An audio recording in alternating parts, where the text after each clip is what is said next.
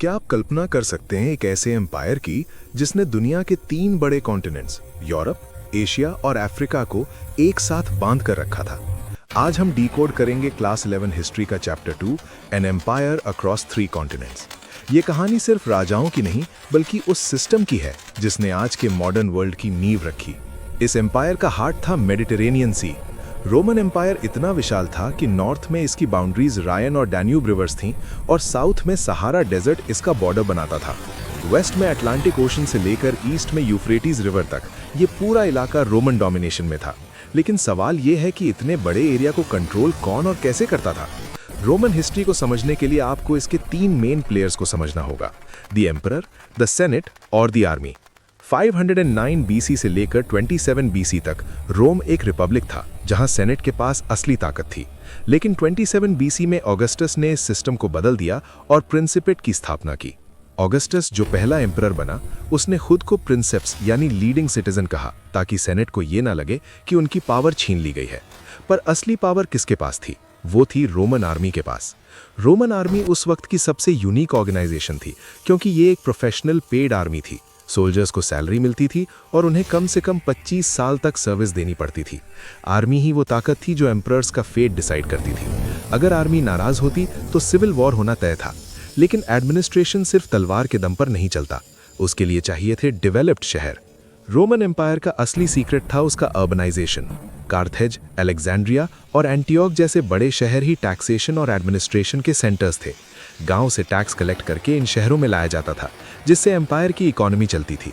Economy इतनी strong थी कि स्पेन से लेकर इटली तक ऑलिव ऑयल और वाइन का मैसिव ट्रेड होता था। आर्कियोलॉजिस्ट्स को एम्फोरे मिले हैं। ये वो कंटेनर्स थे जिनमें लिक्विड्स ट्रांसपोर्ट किए जाते थे, जो इस बात का सबूत है कि बिजनेस कितना ऑर्गेनाइज था। अब अगर हम वहाँ की सोसाइटी की बात करें तो एक बहुत हैरान करने वाली बात सामने आती है। रोमन सोसाइटी में न्यूक्लियर फैमिली का कॉन्सेप्ट चलता था, जो आज के मॉडर्न जमाने जैसा है। यहाँ तक कि विमेन के पास प्रॉपर्टी राइट्स थे और वो अपने पिता की प्रॉपर्टी इनहेरिट कर सकती थीं, जो उस समय के ग्रीक सोसाइटी में भी कॉमन नहीं था। लेकिन इस चमक के पीछे एक अंधेरा सच भी था: स्लेवरी।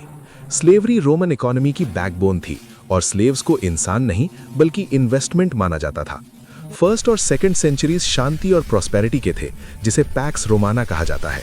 लेकिन थर्ड सेंचुरी में एम्पायर को पहला बड़ा झटका लगा। सिर्फ 47 सालों में 25 एम्परर्स बदल गए। इसे थर्ड सेंचुरी क्राइसिस कहा जाता है। इस केओस को खत्म करने के लिए डायोक्लिशियन ने एम्पायर को रीऑर्गेनाइज किया और बाउंड्रीज को छोटा किया ताकि डिफेंस स्ट्रांग हो सके। उसके बाद एंट्री हुई कॉन्स्टेंटीन की, जिसने हिस्ट्री का रुख ही मोड़ दिया। कॉन्स्टेंटीन ने 2 बड़े चेंजेस किए जो रोमन एम्पायर के लेट एंटिक्विटी फेज को डिफाइन करते हैं। पहला, उसने क्रिश्चियनिटी को ऑफिशियल रिलीजन बनाया और दूसरा, उसने कैपिटल को रोम से शिफ्ट करके कॉन्स्टेंटिनोपल यानी आज का इस्तांबुल बना दिया। ईस्ट में एम्पायर स्ट्रांग होता गया, लेकिन वेस्ट में जर्मैनिक ट्राइब्स जैसे गोथ्स और वैंडल्स ने अटैक करना शुरू कर दिया। धीरे धीरे रोमन एम्पायर 2 हिस्सों में बंट गया, वेस्ट और ईस्ट। वेस्ट का पार्ट ट्राइब्स के अटैक से कोलैप्स हो गया, लेकिन ईस्ट का पार्ट बाइजेंटाइन एम्पायर के नाम से हजारों सालों तक चलता रहा। 7वीं शताब्दी यानी 7th सेंचुरी आते आते इस्लाम के राइज ने इस पूरे रीजन का पॉलिटिकल मैप हमेशा के लिए बदल दिया। रोमन एम्पायर खत्म जरूर हुआ, लेकिन उसके लॉज, आर्किटेक्चर और गवर्नेंस का असर आज भी हमारे वर्ल्ड पर दिखाई देता है। हिस्ट्री की ऐसी ही गहरी और फैक्चुअल जानकारी के लिए चैनल को सब्सक्राइब करें।